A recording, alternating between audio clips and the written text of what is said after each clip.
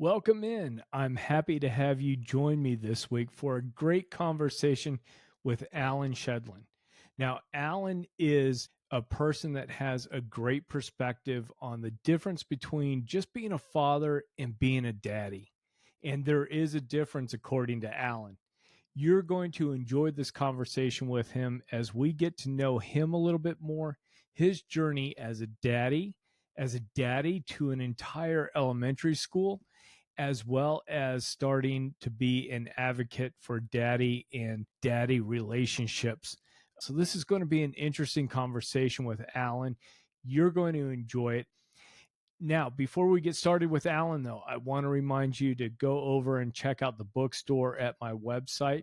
I've got hats and mugs and glasses, polo shirts, all sorts of things over there at this point that would be sure to please the grandfather in your life and make a great gift for the holidays or just because gift. So go over there to the bookstore, check it out, and make your order soon so that we don't get lost in the big Christmas rush that's coming up here in the next few weeks. And without further ado, let's jump into this conversation with Allan. Hi, Allan. Welcome to the Cool Grandpa podcast. I'm excited to have you on. And I'm really excited to be with you. Now, I'd love for you to give us a little bit of an introduction of yourself and just tell us kind of where you came from and where you grew up and what are you doing? Okay. The most important thing to know about me is that I am a grandpa, or Grampsy, as I used to be called, but we could get to that as we talk more in terms of how that name has changed and what variations on that theme have happened as my 5 grandchildren have gotten older. So if I have grandchildren, it must mean that before that I had children. So I'm the dad of 3 adult daughters and 5 grandchildren, as I mentioned, and I'm also blessed to have a whole bunch of bonus children and bonus grandchildren. So my background in terms of my, let's say, my formal training is as an educator. And I began as a special education teacher of autistic and severely emotionally disturbed children in the New York City public schools. And when I was doing that, and while I was doing that, it occurred to me that the term special, as in special education, the word special has a positive valence and association in our culture, unfortunately, until you put the word education afterwards, and then it's not always positive in most people's mind. I always believed it was positive. And the reason I believed it was positive is because you really needed, when you work with children with challenges of that nature, you really needed to focus on their assets and their strengths. And so I thought, gee, wouldn't it be interesting if you did that for all children and with all children? So I believe all education that way should be special. And so I ended up lucking out and becoming the principal of the school for gifted children, an independent school in New York City. And lo and behold, using that same attitude, that same mindset of focusing on strengths and assets, the kids, everything was much better. And so that's that part of the background. When I was, for 8 years, school principal, I had a rule for the 70 faculty members I had, which was you're not allowed to complain at faculty meetings, which were weekly, for 2 hours. So a great opportunity to really professionally be helpful to each other. That you can't complain at faculty meetings unless you accompany your complaint with a suggestion on how you're going to deal with whatever it is you want to complain about. And so I applied that rule to myself.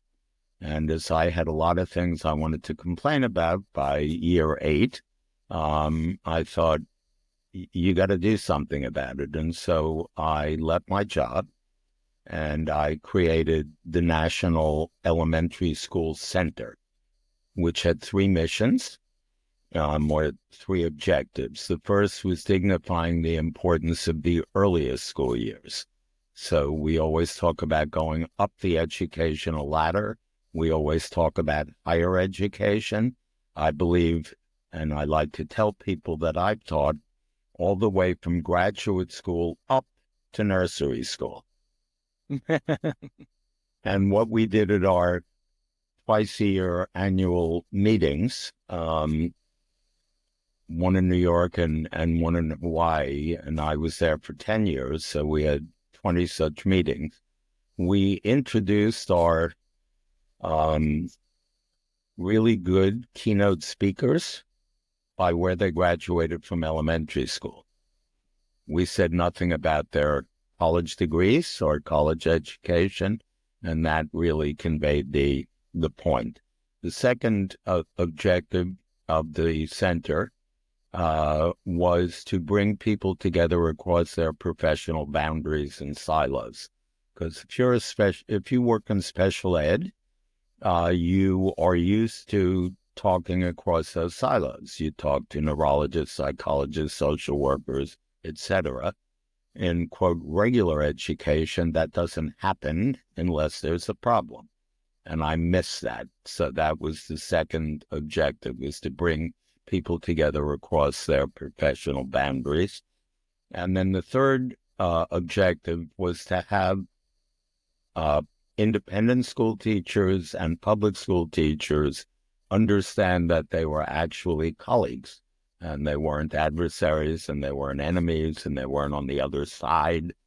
They were actually colleagues. So I did that for 10 years. And it was the National Elementary School Center, which doesn't exist anymore, was a 501c3, which most people also shorthandedly call a nonprofit. I don't use that term. The term I use is it was a social profit organization. We described ourselves by what we did, not what we didn't do. But it's pretty tiring for 10 years to be holding your hand out and begging for money. And 85% of my time was spent that way, and that left 15% of the time to do programs. I wanted it the other way around. And so we closed the center. There's a branch, I believe, that still exists in Hawaii. And we made sure that some of the programs that we created, got carried on. And I had no idea what I was going to do next. And a family friend talked to my three daughters, who were in their early 20s at that point, and said, "Allan, the way your daughters speak about you as a father, you need to write a book on fathering." Because I'm a little bit of a smartass, maybe a little more than a little bit, I said, "Lucky you didn't talk to them when they were teenagers. You might have gotten a different read." But she said, "You need to write a book on fathering." And I had written a lot in education, but never thought about writing anything about being a dad. And this goes back now, Greg, to probably about 31 years ago. Mm. And so I thought, how would I do that? How would I write a book about what I call daddying? So again, not criticizing without offering an alternative. When I was asked to write, or when it was suggested I write a book on fathering, my response was, that's not a book. It's a paragraph. Fathering is a one-time biological act requiring no commitment whatsoever, just a shot of DNA. And so I came up with the word daddying, and daddying is what happens when fatherhood and nurturing intersect, and that's a lifelong process. And given that all three of my daughters are now members of AARP, I can assure you it's a lifelong process if you're smart enough to seize it and think about it that way. And so how would I go about writing a book on daddying? Well, I guess I'd first think about myself as a dad, and then I'd think about myself as a son. and as a grandson. And then I think about what a 4-year-old told me when he said he thought my job as principal was to be the daddy of the school. And that was probably the best definition of my job I had ever had. And I decided that if you think of daddying as a product, and you want to improve a product, you talk to the consumers, whether it's a car, whether it's a cooking utensil, whether it's a sleeping bag, whatever the product is, you want to improve it, you talk to the people who are the consumers. And so I set out, given that children are the consumers of daddying, to do focus groups with kids. And I did 28 focus groups in 3 different countries. And the kids were as young as 5 and as old as 21. Each focus group was a like age. And by then I thought I had a pretty good outline for the book. Found an agent, and I showed her the proposal. She said, "Allan, have you interviewed dads?" And I said, "Nope." And she said, "Why?" I said, "Too obvious." And she said, "That's cute. Go do it." So, as I said, that was about 30 years ago. And now I have interviewed and continue to interview, not nearly as often anymore, but 205 dads from 20 different countries, ranging in age from 16 to 104. Every socioeconomic group, every ethnic group, religious group, and so forth. And the proposal got rejected. Now, this is about 22 years ago. The proposal got rejected summarily by 8 publishers, according to the agent. And they all said, according to her, exactly the same thing. Best book proposal we've ever seen, perfect guy to write the book. But men don't read, men don't buy books, no book on fatherhood has ever sold well, and nobody ever heard of them. Had you said, worst book proposal I've ever seen, that's acceptable on a different level. And I was, of course, discouraged. One way I responded to that was to get rid of my agent, who I thought was no longer as excited about the project, and determined to get myself into a publisher. And I did. I got myself into Simon & Schuster. I handed the proposal to the editor I met with, admitted to her I know nothing about publishing. Again, 20 plus years ago. What happens next? She said, "I read it, and then I'll call you." And she read it, and much to my shock, she called me in 24 hours and said, "I love it. I'm sending it up the line." I said, "What does that mean?" And she said, "Editor-in-chief." And again, much to my shock, within 24 hours, she called back. She said, "The editor-in-chief loves it, and she's sending it up the line." And I said, "Wait a minute, isn't the editor-in-chief the end of the line?" And she said, "Nope, marketing." So got the same response as the agent had gotten. There was a little bit of an irony, and that was they were wrong about no book on fatherhood had ever been a bestseller. There was one. Yeah, The irony is it was written by Bill Cosby. that's what I was going to say. I remember that being a huge deal for a year or so. Yeah, exactly. And it was when he was at the height of his fame, not his infamy, when he was, the Huxtables. Mm-hmm. And he was, quote, America's dad. So, yes, his picture is on the cover, and yes, it's all well. I never got to speak to marketing. Had I gotten to speak to marketing, I would have said, I don't expect, first of all, men to read. Second of all, I don't expect men to buy the book. I expect women to buy the book and give it to men. So it might be a mother, it might be a partner, it might be a daughter, it might be a mother-in-law.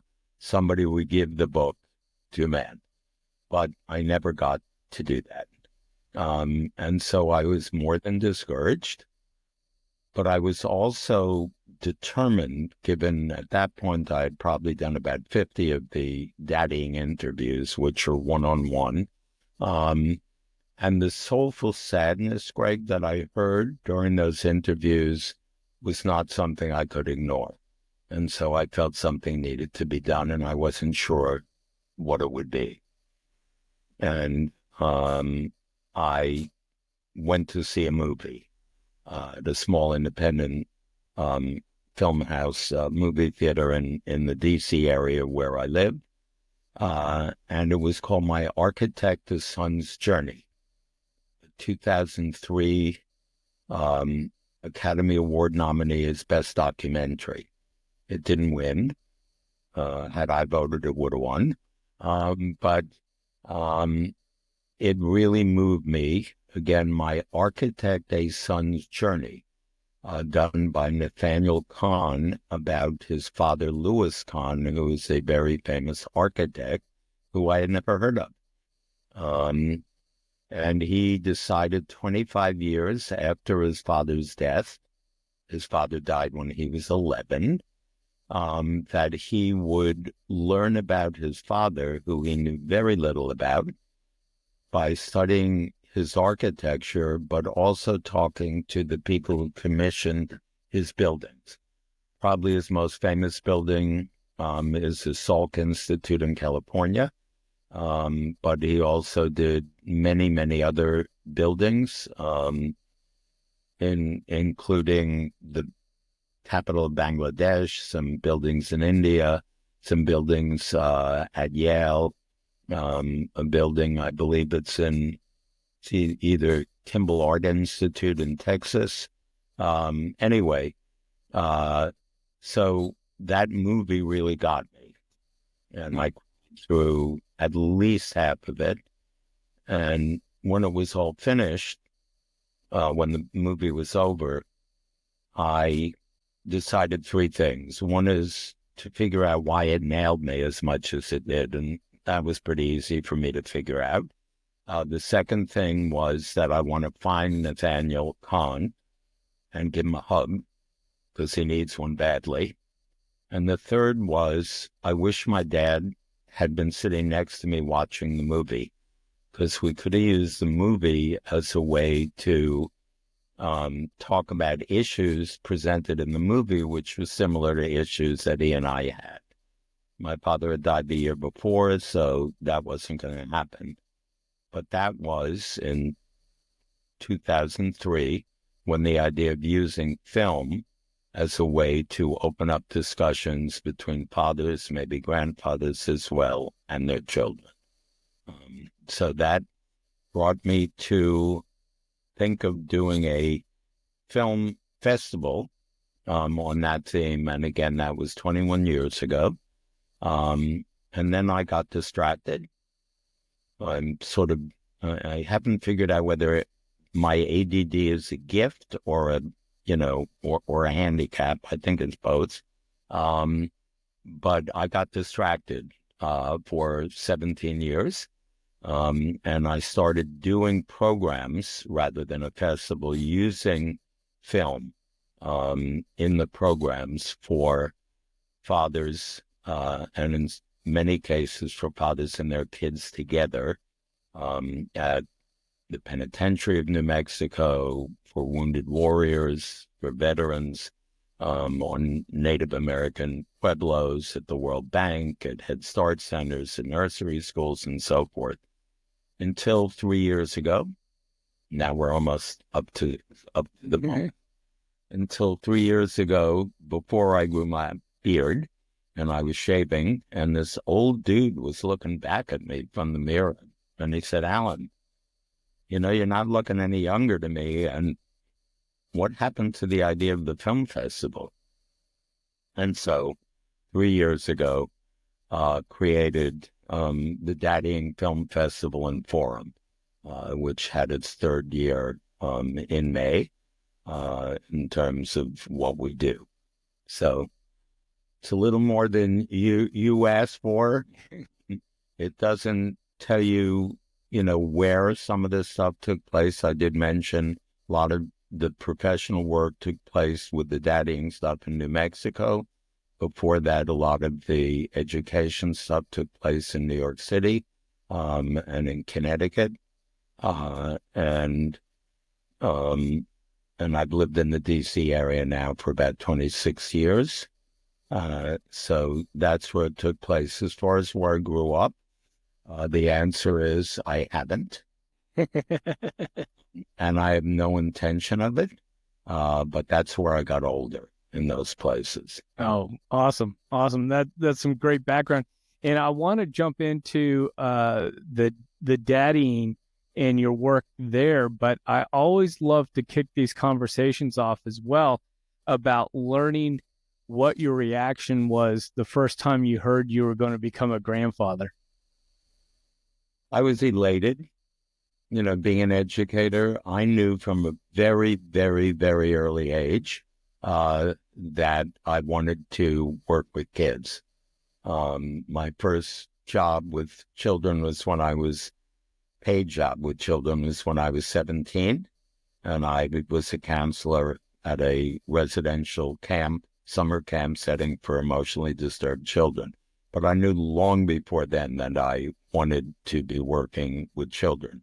So the thought of being able to become a grandfather, I just was elated.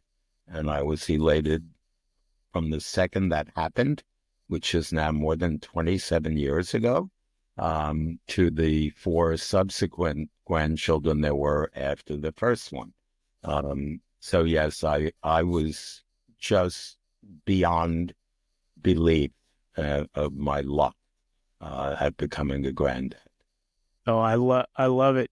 Um, as the grandkids started coming along and you were starting to interact with them, what were some of the things that maybe you were doing to create a relationship with them when they were smaller? And did you have any meaningful activities that were just kind of a grandpa grandchild one-on-one type activities? One of the things that I've learned is that we have 3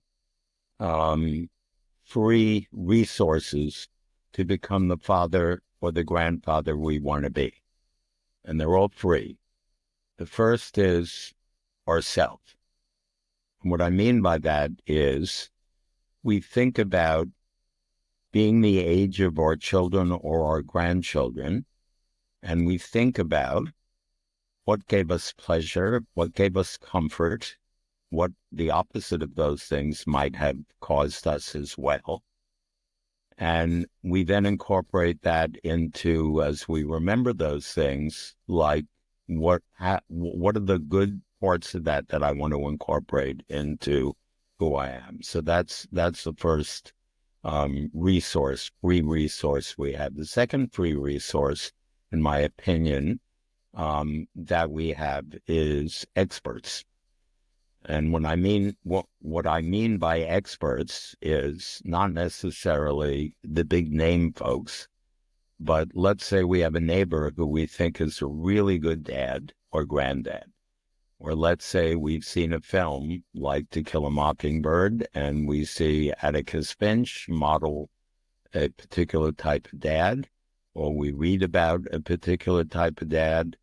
That's an expert, and we can pick from those people in our lives that we want to be in. The third free resource is our children. And so observing our children carefully, seeing what their assets and strengths are, going back to my very beginning professional career. But what I've also used in terms of getting more specific to your question is that in my interviews with children and fathers and grandfathers that I talked about earlier, there were 5 qualities that were identified over all those hours and hours and hours of listening that stood out of the qualities that kids said they wanted in their father, which I would say you could multiply for grandfathers. And the first was being there. And as a 14-year-old boy, while rolling his eyes at me, said, and Mr., I mean really being there. So that means, and the example he gave to me 20 plus years ago was, my father comes home from work. He sees me sitting on the couch doing my homework. He sits down next to me. This is before smartphones were as plentiful as they are. He picks up the newspaper, turns on the television, and he would say he was there. I would say he wasn't. So really being there, number one. Number two is taking your child or your grandchild as seriously as they take themselves. And that can happen with a 1-year-old. And I'll give you an example. So when I visited my granddaughter for the first time, not for the first time, when she was about 1 year old, I had seen her many, many times before that. And she was living in an apartment in New York City, and she was sitting on the floor at the end of a long hallway, playing with pots and pans and blocks and sitting on the floor. And my daughter answered the door and said to me, you know, Dad, it's really interesting how differently Casey reacts to you than she does to most other people. And I said, really? Well, what did you observe? And she said, well, other people come in and they stand at the end of the long hallway and they look at Casey, I don't know, 50 feet away, and they hold out their arms and they say, Aunt B is here. And you walk in the door and you sit down next to Casey on the floor and you start playing with her pots and pans and her blocks with her. That's what I mean about taking your child seriously, and even at the youngest level. The third thing that always has come up is being an advocate for us. The fourth is, and there are 5 things that came up initially in each of these groups, is show us you love us and be affectionate. Okay. That means physically affectionate, and not all dads or granddads are comfortable doing that. And then the 5th is, which they don't have a way of verbalizing, and some of these they don't have a way of verbalizing as little ones, is provide us with security and protection. So those are kind of the 5 most cited qualities that kids identified. And what's interesting is when I asked the dads in their one-on-one interviews, what are the qualities you think the kids most want, they're able to identify all of them, not necessarily in the same order, but they all come up. And what's even more remarkable, or not maybe remarkable, but more important, is that as an educator and a child development person, I know that those are also the qualities that kids need the most in order to flourish. You know, what are the activities? What are the specific things that, you know, sort of following the lead of the grandchildren, you know, which is what I did with my children as well. So if this is what they're interested in, and this is what they do, take them seriously, play with them, spend time with them, be there. That's great advice. Yeah, because I think it's all going to change, especially when they're very little and their interest can shift on a dime. So, you know, trying to make one activity stick the entire time is not going to be what the children are looking for. Exactly. Yeah. There's some things that remain the same, and the whole notion of routines are also really, really important. I think especially when the kids are little, So one of the things, for instance, that I was determined to do is read a bedtime story every night to each of my children. And as I mentioned, there were three of them, and it was rare that I would read the bedtime story to all of them together. I would read one every night to each one of them. That would then, there was a routine to their bedtime. So part of it was reading the story, which then also, in all three of the cases, allowed us then, depending on their age, to then get into some kind of discussion about, what their day was like and something. There's a funny anecdote about it, which is that there was no way that I did not fall asleep while reading the story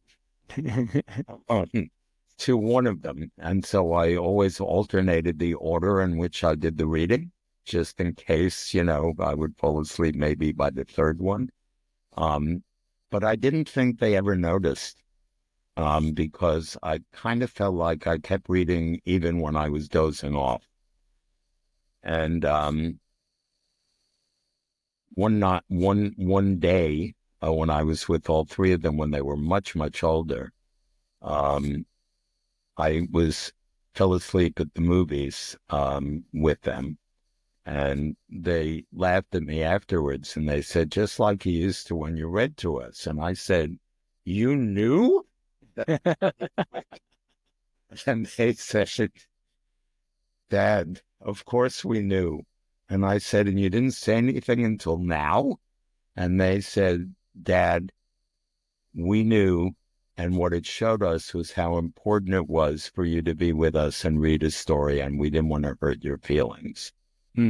So just more evidence of how important it is to do those kind of things. So routine is also really, really important. Oh, yeah. Well, how did the relationship with the grandchildren change over time as they were getting older? There were some elements that were absolutely consistent. Two of the grandchildren are from one mom, and three of them are from another mom. My third daughter does not have children, biological children. She is now amazingly a retired teacher, because I have no idea what that word means. But she's a retired teacher, and she had 25 kids every single day for 25 years. So she had children in a different way. She was the mommy of the class. So anyway, so it changes, and now the grandchildren, the youngest is 18, just went off to college 10 days ago, and the oldest of whom is 27. And the 27-year-old is a clinical social worker living in Nashville, Tennessee, who I'll be visiting in about 8 days. And how it's changed, I guess, being a dad and being a granddad is not just who you are, it's what you do. And so having that kind of history with them, there has been a consistency. And one of the things that I've thought about a lot, again, being an educator, being somewhat knowledgeable about child development, is we talk a lot about different stages of child development. We don't talk nearly as much about the different stages of adult development. So I am a different guy than I was when I became a dad 57 years ago. And I wouldn't say I have more time. In a way I do, but not so much, because I'm not retired and have no intention of that ever happening. But I don't live with them. I get to visit them, and I see them all quite often. Not as often now, because now they're all living one in Texas, one in Tennessee, one just moved back from California to New York, one back home now in Virginia, and one in Colorado. So I don't get to see them as often as I used to. But I can talk to them and interact with them on a different level, in terms of with the one who's a special ed teacher and the one who's a um, clinical social worker. We can talk also professionally, as well as personally. But none of that, in my opinion, would be possible, or would be possible to the same degree, if we hadn't laid the foundations much earlier. So it's just a different level of discussion and talking. They seem a little bit more interested now in learning about their granddad's history, and like you, where did you come from? You know, what did you do, and so forth. And I think maybe, and I send you a copy of this, Greg. You'll get it in the next few days. But when I turned 80, my oldest granddaughter, Casey, wrote me the most extraordinary letter, which I actually had framed. It's also illustrated, and I have it framed on one of the walls where I live. And she wrote to me, and I think it answers the question the best. She said, Gramsci, you are so many things in one: a grandfather, a role model, a confidant, an advisor, a sage, and a best friend. She went on, and, the letter is quite long. What I may quote in response to another question later on. But basically, I think she's described the different aspects, and she's obviously very articulate, of what the different roles have been, and they've been different at different times. And I'm remembering, as a 13-year-old, one of them saying to me, when you were dad, not a granddad, but when you were dad, did you used to micromanage your children a lot? She was 13. I knew exactly what she was getting at. I said, you mean like you, honey? Right. And your mom, in that case, it was mom, not a dad. So, being able to be present enough to have that kind of question being asked, so that showed kind of a change over the life cycle. So I'm in a different place than I was when I was a just turned 25-year-old dad. And so are they. So if the relationship doesn't change somewhat, it means we're not dealing with reality. But I think the foundations that were established early on allows it to evolve in a way that, for me, is extraordinarily rewarding. It's the most joyful part of my life. Hmm. Hmm. Yeah, I love that. And along with what you were talking about is, what do you think that grandchildren need most from their grandfathers? I think it's very much like what kids need from their dads, but maybe multiplied a bit by the generation difference. So I think that they need to know that you're there, and that you will be there. And if it's not physically, it's now, via Zoom, via FaceTime, via whatever method it is. As I mentioned, I'll be visiting Casey in Tennessee in a few days. So it's making sure that I get myself to where they are. It's easier for me to get to them at this point than it is for them to get to me. So I think they need you to be there. I think they need you to listen to them with little judgment, if any. I think having an open heart is extremely important. And I'm thinking of, yesterday I spent a short period of time with one of my grandsons, who is graduated from college in May. and it's taking a year to work in a veterinary hospital before applying to veterinary school.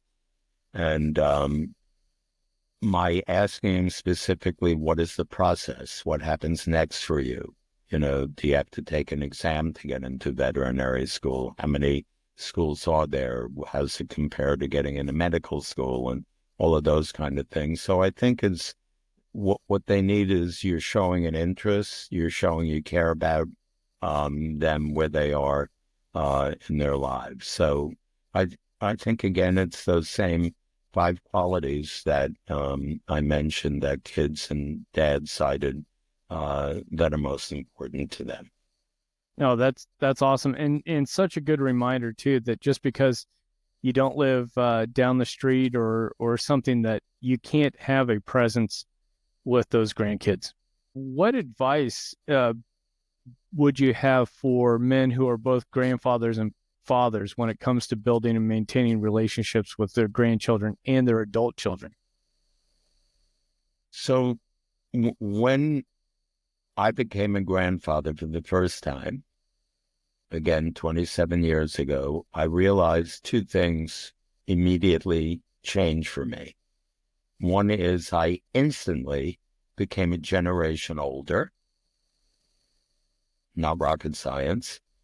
And the second, maybe not quite as obvious to most of us, is I also had something in common with that daughter that I had never had in common with her before. We're both parents. If that doesn't mean your relationship changes, it means you're not dealing with reality, because those are gigantic changes. And one of the joyful parts of knowing that we now had in common that we were parents was to realize that they would appreciate in a whole different kind of way the kind of love you feel, and hopefully you allow yourself to not only feel it, but to savor it. The kind of love you feel when you become a dad for your child. And in all those interviews with the dads, the 205 interviews with the dads, hundreds of hours, there's one question I asked during the interview that has 100% the same answer. And the question is, when you became a dad, did it improve your life in any way? And obviously it changes your life, whether you embrace it or you don't. It has changed your life. You then too become a generation older in that instant. But the common denominator was it kind of changed, my focus. And it made me see that I'm not the only person in my life, and I'm not the only one who I need to care about. And one of the dads said to me, and I love this quote from him, he said, "You learn that you will never again be alone in your heart." Mm-hmm. So I think that, that's incredibly important. So as far as how it changes, one of the things that I think we need to look out for is that often for grandfathers, we have a little more time. We're at a different stage of our lives. We're not necessarily at the trajectory of building our career and, having to earn a lot of money or enough money to keep your family going. Life is quite different, or can be quite different for some. For some, it's not, because some grandparents, as you know, are now in primary parenting roles as grandparents for a lot of different reasons. So, you have more of an opportunity to be reflective about it all, and to be a little less immediately hands-on involved.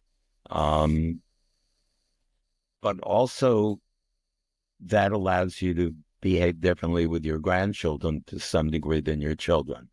And so it's not unusual for a parent to say, "Hey, how come you weren't involved like this and around that much for me when I was growing up. So that's one thing, you can, I think, not only can talk about, but ought to talk about.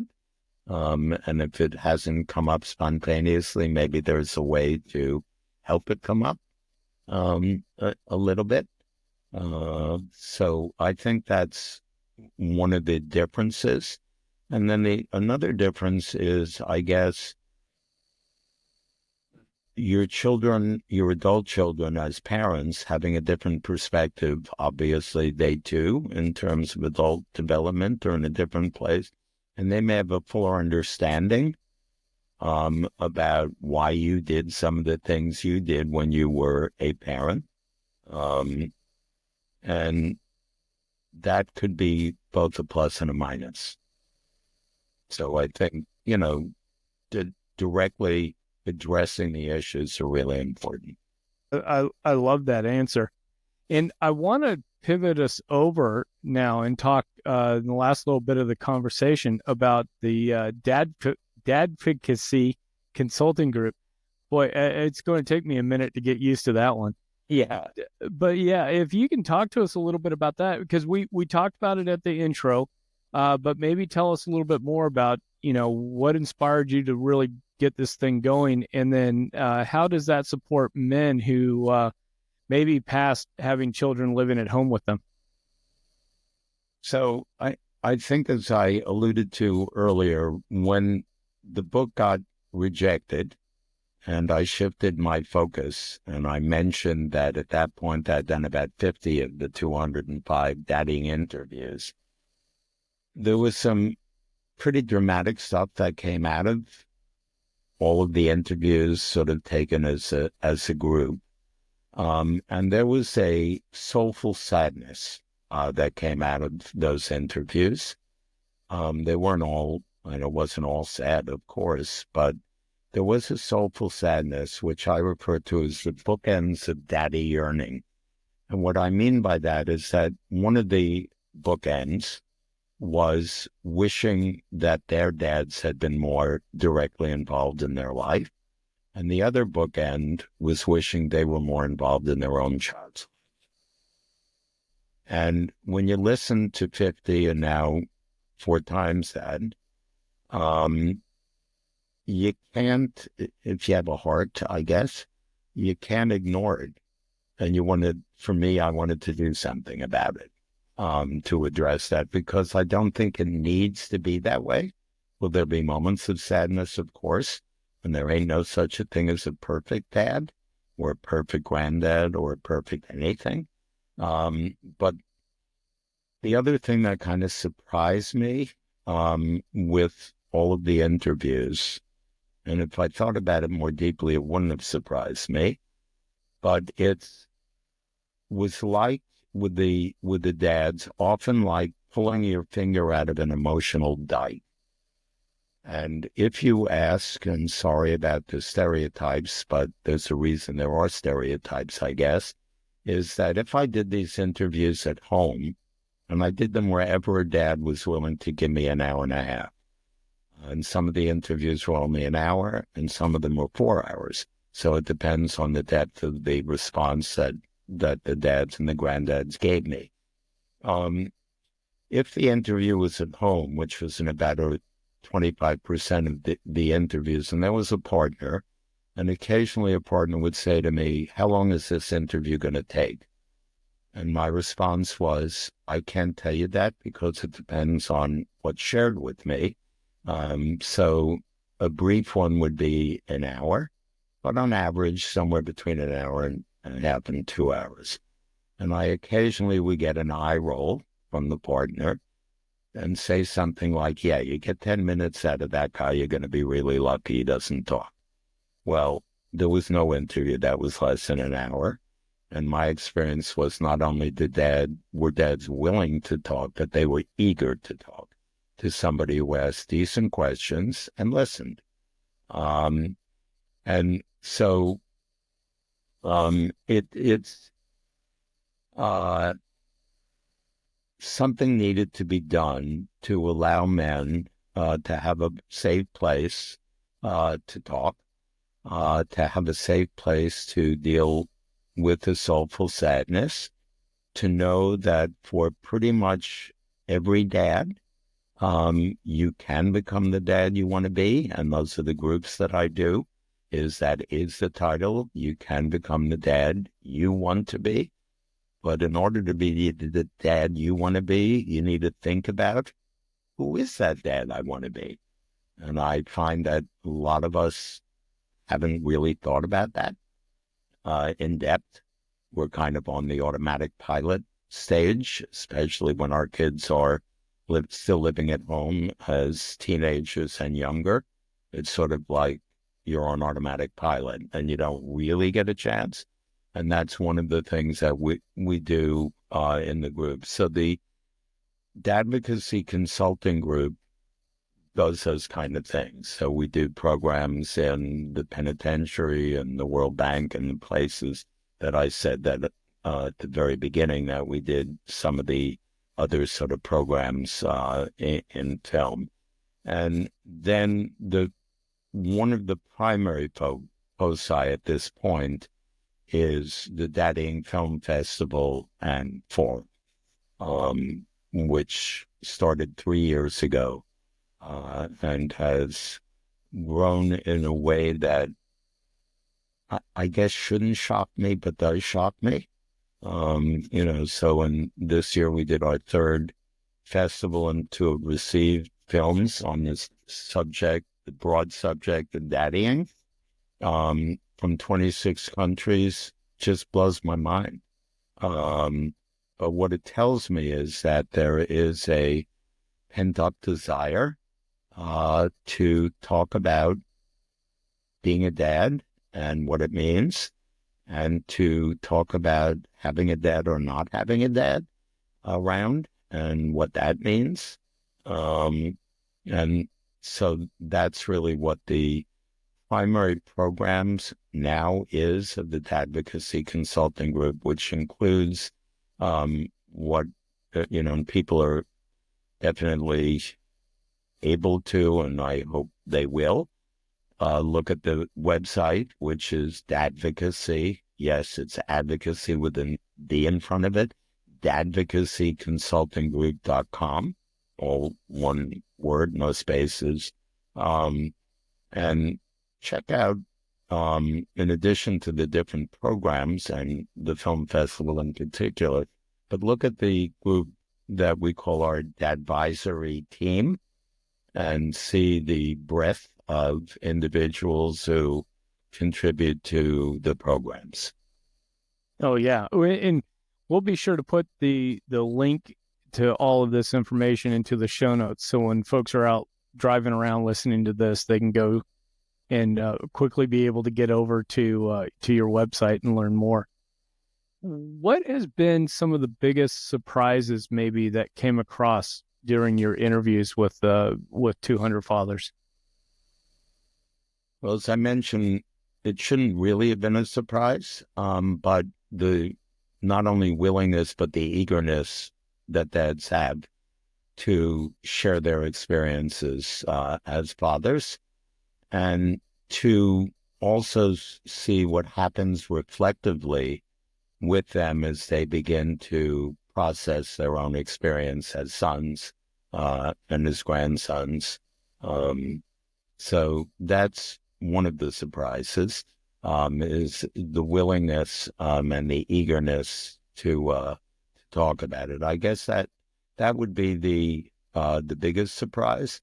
But in a way, it's like that second quality that kids identified, is taking them as seriously as they take themselves, and the responsiveness to being taken seriously as a dad. When I did my first focus groups with the kids, nothing, and so far in my life, for the most part, has stopped me from jumping into an area that I know absolutely nothing about. I knew absolutely nothing about film festivals. And one of my mantras is leap and a net shall appear. But usually I know somebody who has a net. So I try to talk to them before I leave. So I knew nothing about doing focus groups. And I met with somebody who was an anthropologist, kind of an expert in doing focus groups. And one of the things she told me was when you do a focus group, you never put in anything about yourself. You never interject anything about yourself. I discovered that that wasn't really good advice for me. And that especially with the dads, is that sometimes if there's a little bit of reluctance, and obviously if you've agreed to do a daddying interview with me, there's not complete reluctance, so you wouldn't be doing it.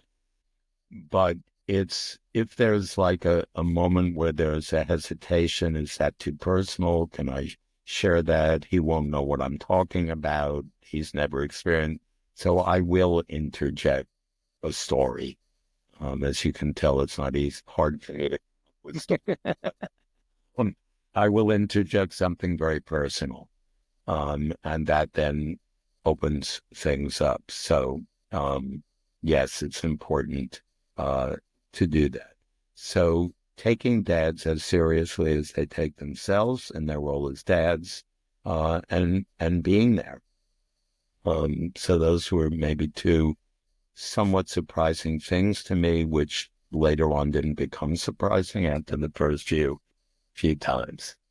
Oh, okay. Well, and that's great information. I love it too, because I think just with guys in general is that we're hesitant to open up any kind of emotional intimacy unless there's that kind of a shared sense, because I think it's normal for us to feel like, okay, if I do that, I'm really vulnerable here. But if you're both doing that, then it eases things up. So do you have some of the same experience, Greg, in the work you do? I do, in the sense that sometimes when we start out on these programs, it may be a little bit of hesitancy to give a lot of details in the first few questions. But then as we get going and I'm sharing a little bit of back and forth, it does become much more of just like, what I was telling you is like you and I sitting at the coffee shop and I'm just asking you questions. I'm interested in knowing more about this. I think for people that don't normally respond to writing articles or doing podcast interviews or things like that, there's a little bit of a hesitancy of, am I doing this right? And then also, how open should I really get with somebody that's not a close friend, let's say? Yeah. So maybe I'm sure we're coming toward the end of this podcast, but I would like people to be encouraged to look at the Daddying Film Festival and Forum. We call it D3F. So that's Daddying Film Festival and Forum. Those are the three Fs. Because we love, the first year was just films submitted by children elementary school through undergraduate college. The second year, we were approached by some adults saying, could they send films in? And I have to be really careful the way I speak about that. So we're not accepting adult films. We're accepting films by adults. Right. I don't want there to be any confusion about that. That might be a different festival another time, but right now, so we have had in the year two, actually more films submitted by adults and more by women than by men, interestingly. And the kids' films can be up to 10 minutes long. And they are judged by other children the same age. So we do a Zoom training of kids on how to judge films, not critique them, but judge them, different skill set. And the films submitted by adults, we have adult judges on that. So would encourage people to check that out. We will begin accepting films for 2025. in November, and we'll close the submissions in March, and the festival and the forum will be in Philadelphia in April of 2025. Oh, that's great. Yeah, we'll be sure to put a direct link in for that information as well. And Allan, I have had you on for a while. Is there anything that you would like to share with us that maybe I haven't asked you about, or that we need to cover? I would say, and we have, I think, covered, your questions have been good ones, and I'm not shy about talking. So I think that just maybe to reiterate that being a dad is more than just who you are. It's something you do. I guess the only other thing is I mentioned, Greg, that if you would like to become the dad you always, let's say, wish you had had, you need to think about that. And when I ask dads, who is the dad you want to be? That question usually is completely immobilizing. It's just so vast, and like, where the hell do I begin to answer that question? And so I've changed that. I don't ask that question anymore. Instead, I ask a similar question, gets to the same place, but it's not necessarily immobilizing. It's still big. And that is, how do you want your child to describe you as a father today, 5 years from now, 10 years from now, 20 years from now? I would say the same thing about a grandfather. You ask that question. That's still very comprehensive and very big, but I think it's somewhat more manageable, and you can answer that. And then you go back to the beginning part about those 3 free resources that you have, which is referencing yourself. What was it about your grandfather, if you were lucky enough to have one around for you, and it was a positive experience? What were some of the things? Or who were those, quote, expert grandfathers that you saw maybe one of your friends had, or you saw on a TV program or in a movie or a book you read? So I guess that's the main other thing, is to encourage anybody who listens to this to actually spend some time thinking about that. How do you want your child or your grandchild to describe you as a father, and understand that you can be that person? And sometimes it's not as daunting as you make it. I'll end with this one little story about a dad I interviewed in Connecticut. And he said to me, Allan, I know I should spend all day Saturday with my daughter, but I am exhausted. I have so many things I have to do on Saturday. There's no way I could spend all day Saturday with my daughter. His daughter happened to be a teenager. And the first thing I said to him is, Arne, you don't need to spend all day Saturday with your daughter. How about if you just had breakfast with her every Saturday, and that becomes your routine? And his response was, that's all I have to do? I said, no, I didn't say it's all you have to do, but you're making it so unreachable for yourself that you're doing nothing. So if you narrow it down, and then, of course, because I like using a little bit of humor, I said, and you know what's going to happen when she's an older teenager? She's not going to have breakfast with you anymore on Saturdays either. She'll probably want to sleep in, or she'll want to be with her friends, or she'll have a game she needs to go to, or something. But don't make it so unreachable for yourself that you're not able to do something. So my experience has been that becoming the dad you want to be doesn't need to be as exhausting and daunting as you make it for yourself in your mind. Oh, I love that. And To your point too, I think sometimes when we think about the role of grandfather, it can be that overwhelming, especially when they don't live close by. It's I've got to really overdo it on the presents, and I've got to really do this, and I've got to, and it's like it's not necessarily that's not what they're looking for. They're looking for that time, that presence, that being there, and that goes a long ways, more so than a truckload of Amazon presents showing up. So, Yeah. So another time, if it's to be continued, is how I dealt with that experience with my own father as a grandfather, who used to arrive with a car filled with Barbie stuff for my granddaughter, and how that became an issue and how to deal with it. oh yeah, no, I think we definitely need to get scheduled again to follow up on some of this stuff. But Allan, it's been an absolute blast having you on the podcast, and I really enjoyed our conversation today. As did I, Greg, and I'm really appreciative for what you do.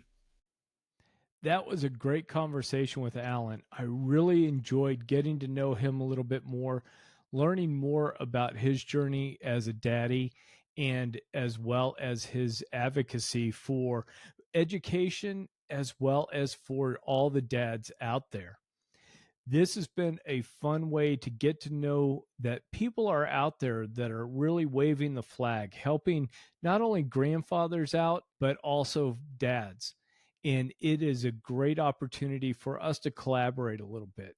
And the next conversation we're going to have is going to be for the film festival. So I do have links in the show notes that you can check out. Also, check out the links that are available too for the film festival. They've already started taking early submissions. So if you're thinking about putting together a movie about your dad, what being a dad means to you, go over, check out those links, and be sure to get your video submission in so that it can be reviewed.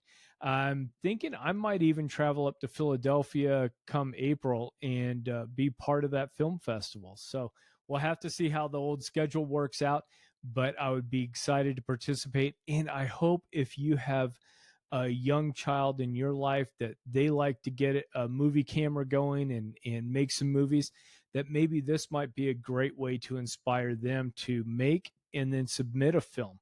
Or if they've always thought about being a film critic, there's ways that children can be active as part of panelists to review films and to provide their input on those movies as well. I hope you have enjoyed this conversation as much as I did. I hope you get in touch with Allan over at the DADvocacy Group and get connected with what they're doing. I've also had a guest blog over on that site, so be sure to check that out as well. And until next time, remember to stay cool.